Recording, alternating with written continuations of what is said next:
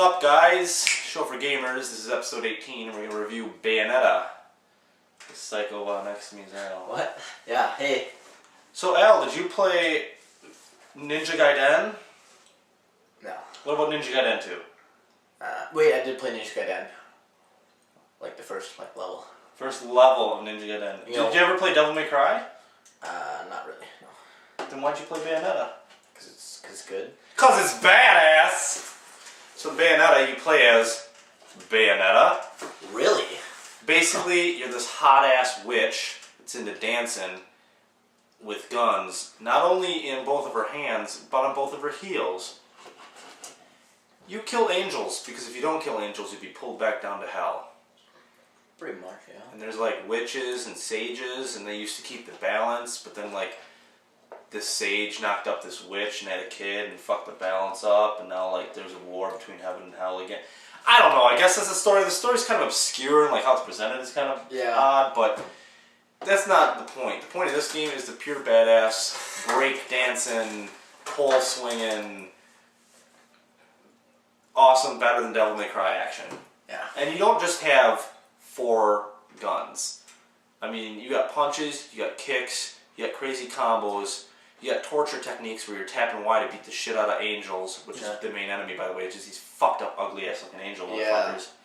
Like a bird person angel. You can unlock shotguns, you can unlock a katana, you can unlock a whip, lightning and fire claws. Yeah, yeah.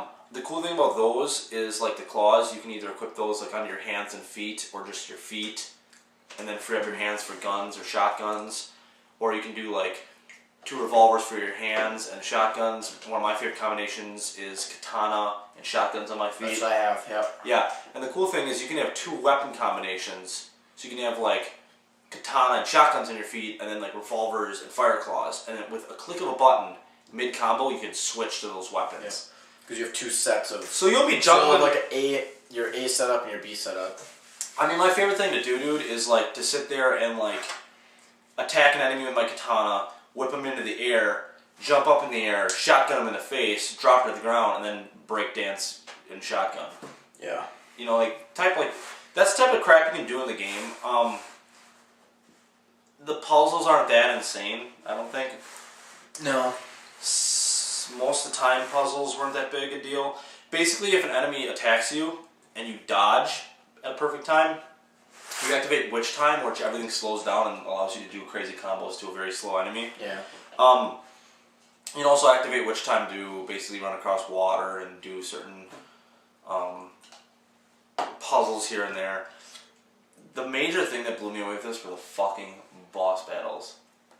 Those are so effing epic. Yeah, that's because they're like these huge, gigantic, The first boss is a 2-headed dragon, and you can literally pick it up by the neck and flip it over your shoulder. And you're just a regular sized lady, pretty much. Yeah. Obviously you're a witch, so obviously you have power like that. So that's intense when you're throwing around a 2-headed dragon. And if you basically beat this game and get to the end of the game, if you think the end of the game isn't fucking epic, there's something very wrong with you. It's pimp. Good variants in enemies. There's also there's punish is what I was talking about, where you're clicking Y and beating the crap out of the angels. That's the punish techniques. There's torture techniques like drop kicking a fucking enemy into an Iron Maiden and getting them crushed. Basically, ripping the arms off an enemy with this big like guillotine thing, throwing an enemy into guillotine, chain choking a thing. Those are punish techniques, and those are done by basically weakening the angel and then clicking a button combination. I think it'll come up and it'll be Y and B, and then you'll click that, and then you have to like tap X as fast as you can to get the or tap B or rotate your joystick or whatever. Or do different There's also time attacks. There's also torture techniques, kind of like near the ends of boss battles, how you finish off the bosses. Another cool thing is the main thing behind Bayonetta's power is she's like a hair witch. Basically, her suit that she's wearing is hair, and she can summon gigantic dragon heads and fists and combos and legs and combos. Things. Yeah, to rip bosses apart and stuff like that. But when she does that, all that hair has to come off her body, so she's near naked. So it's sexy. It's sexy. You were also making the comment right when I came here today when you were playing. You were clicking a switch. You're like, yeah, only I can open a switch and look sexy when I do it. I look sexy when I open a She switch. wraps her legs around the thing. And Like pulls it down. Like there's no reason for it, but why not? the music is cool. I mean, it's very a Sailor Moon type universe.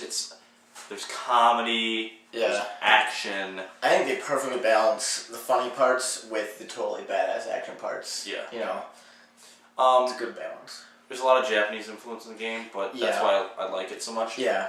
The thing is the story, it took me almost 8 hours to beat. So it's around an 8-hour story. Cool thing is there's 4 difficulties, and there's kind of classic where you beat the game, save it, and then it starts you over again, but on the next difficulty up. So if you want to, start out on very easy. That's 4 playthroughs.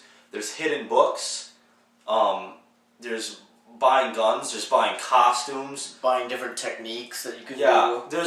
So you're going to have to go through a bunch of times to unlock everything. To max it out, yeah. So when you beat it, you're like, oh, dang, oh, but there's more to it than that. You know what I mean? So, it's a fun enough game. It's, a lot of fun to play through again anyway. Yeah, it's just pure badass. Yeah. So, there's hidden chests. Pretty much the money system is just like Halos. Yeah, you collect the halos off the angels. So. Yeah.